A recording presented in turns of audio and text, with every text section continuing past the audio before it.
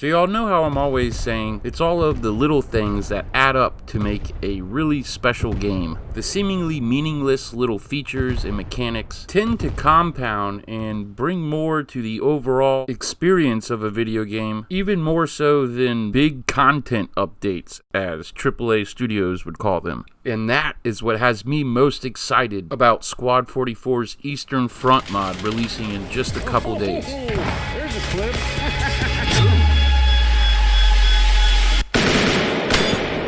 I am joined by no other than Bushwicks himself, one of the main guys over at the Redland Collective, the mod team responsible for the Eastern Front coming to Squad 44. He also played a huge role in bringing us Chapter Richelieu with the famous Pegasus Bridge and Merville Battery. So we're going to start out with like the uniforms, the insignia, the weapons, and the vehicles, and work our way into the cooler things like Easter eggs, gnarly little mod-only mechanics and features, how some maps will be playable during dawn, dusk, night, day, morning, and even dynamic weather. TLDR, this mod is definitely up to vanilla standards. If you're like me and want to see OWI work something out with the Redland Collective, ultimately acquiring the rights to Chapter Red, let me hear it down in the comments. But without any further ado, my good friend, Bushwicks. If you are a captain, like a captain, platoon commander, or a squad leader, or corporal, a private first class or so, you will have the rank that will be custom on your uniform. You will have like the regular weapons like the Mosins, the SVT, the DP27, the Greek grenades like the GD33, the mine, and the Molotov cocktail. I'm not sure if you ever tried it. Oh no, yeah, I haven't tried it yet. Yep. Just follow me. Whenever you launch it, if you manage to launch it on a vehicle engine bay, you will have 50% chance of setting that engine on fire. Oh, cool. So that will be helpful, for example, to not get rid of tanks, because we made it so the Molotov cocktail can destroy the engine, but the fire can spread to other tank components for balance reasons, mostly. So for example, you take it, we still lack a proper animation to set it on fire, but you just toss it here, and there you go. And the fire will spread over time. And how long does it burn for? Oh, maybe 20 seconds, 30 seconds, something like that. Let's just wait and see. Why do I want to walk into it so bad? And that's right. Oh. Fire dancing. Yep. What did it do? Did it hurt me a little bit? I think a little bit. I mean, yeah. Yeah, I killed you. Yeah. We tweaked the damage over time ratio, and I think we should make it a little more violent, because it's not as, how could I say it? Not as efficient as we would like it to be. So I'll have to do a little feedback for that. Oh yeah, I'm sure you can tweak the death animation pretty easily. But whenever you launch it anywhere, like for example on a flat surface, a wall or something, that will spread differently. That will spread on the surface and on each and every surface that you will find. That's awesome. But it actually blocks it. The first vehicle I'm facing right now is the Gaz 64. That's a custom model that sees the Gaz 64, so the common jeeps that the Soviet army just had back then. Just behind it you will have the Soviet MSP. So Gaz AA, or random Gaz AA that you will have like with little benches inside to just put some infantry in it. Next to them you will have the infantry supplies truck, so that would be basically some Gaz AA, but with wooden logs on the sides and some barrels inside. Thank you. Alright, this is the Gaz AA with the Dushka behind. Oh, sick. Yeah, there we go.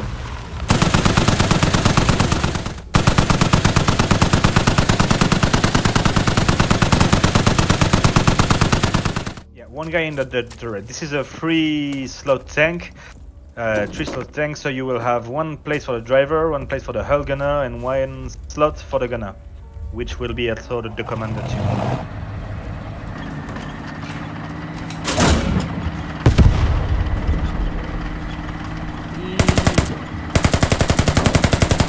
Oh, cool. I don't have to switch to the machine gun. I just right click. That's awesome. Yep. That's really Well, cool. you're not on squad anymore. Yep. Not run back, no use. But you will have like spare tracks on the turret and wooden logs on the sides that will naturally be destroyed if you have some kind of shell hitting. Oh, it, those so, will like, get blown off. Yeah. Alright, so this was the T-34. We'll have a look at the BT-7 right now. So this is the BT-7. His strength is not with the power of its gun, nor the power of its armor, but it's with the fact that it's a greatly mobile tank, go fast in a matter of seconds. So you can drift Wow. with it well and back once again too. So you can like slip behind enemy tanks and stuff, and you can use its speed and its maneuverability to get rid of any tank that would be in front, as long as it's not a heavy German tanks, just like the Stug or anything.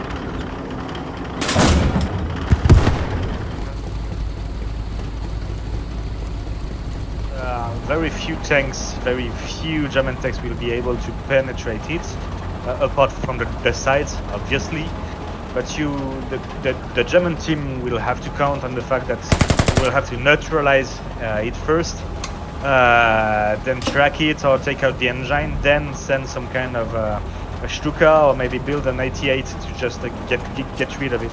The BT-7 and the T-34 are the two only things that we have that are two-man design turret. Let me check real quick. We'll take a beer in my fridge first. That's really cool. Yep. And if you follow me, you will see those kind of little lamps just here that you can destroy too as well. There you go. Just try it out.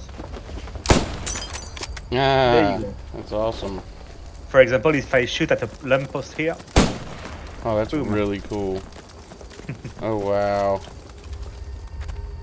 That's not really useful. That was more like, for aesthetics purposes, to have like little stuff to do when you're bored or something.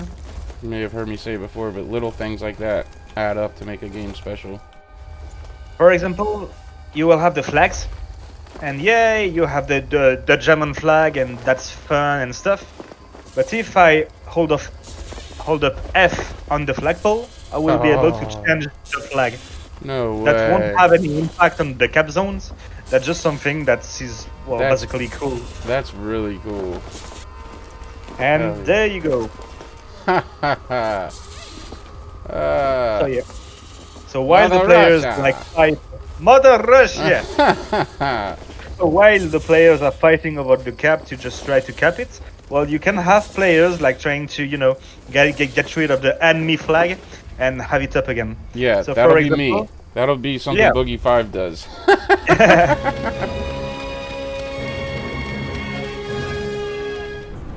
Yeah, that's really So cool. whenever you have the blizzard, you have that big sound of the wind, of the snowstorm. So you can't hear as good as with the regular weather. You can see past 100 meters, I think. You can only see like the muzzle flashes of the light weapons and the cannons and stuff. Yeah, shoot. But still that... Yeah, I see a little spark. Yeah. Yep. That's really cool. For example, I'm tossing a grenade right now. And boom, that kind of stuff. And the smokes too as well. Stuff like that too. So yeah, obviously whenever it enters the blizzard, it's like a huge mess, because this is the exact time you have to, the exact opportunity you have to seize if you want to go through open fields, to go through open areas and stuff.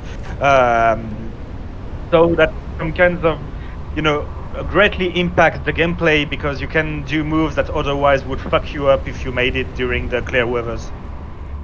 There we go. Yeah. And it's switching back to heavy snow. So cool.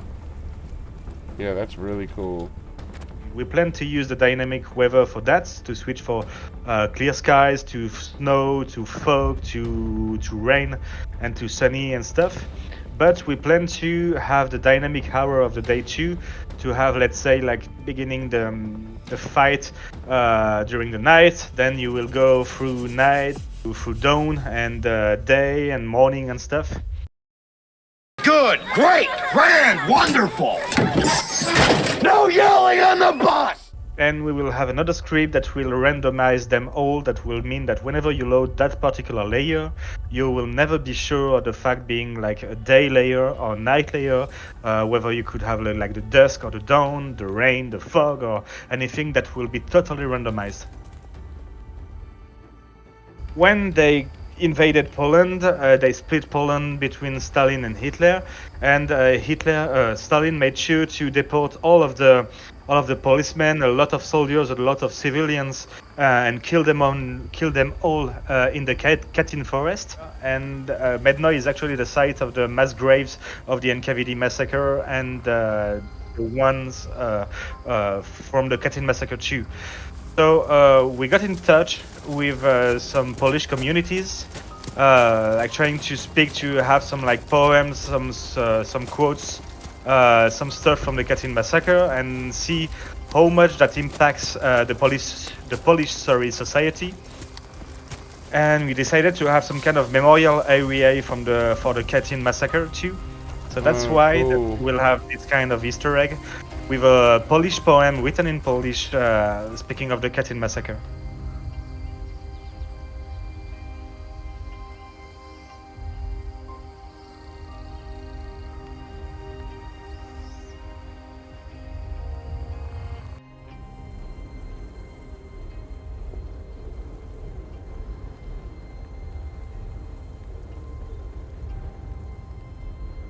Good gosh. And boom.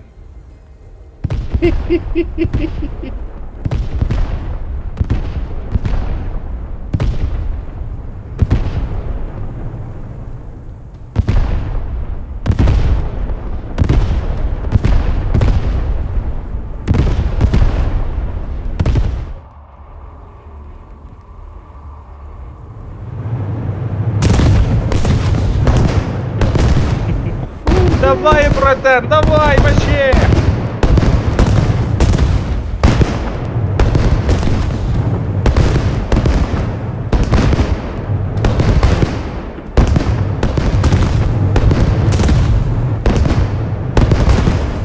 Really useful if, for example, you have to cross a whole open field, when you can basically just like send like 30 smoke shells, and that will cover up the entire area for you to like move on freely. Before you go, do me a favor, go down to the comments below and show the Redland Collective some love. I mean, it's evident that the quality is on par with vanilla. Let's make as much noise as we can on behalf of these guys. I know personally, I would love to see OWY pick this mod up and make it a part of the base game. And I know I'm not alone in that. Anyway. Oh, there's way more for you to see. With that said, I want to thank each of you for watching. As always, a special shout out to my channel members, the Mil-Simp minions. I will see you boys in the next one. Y'all be good to each other.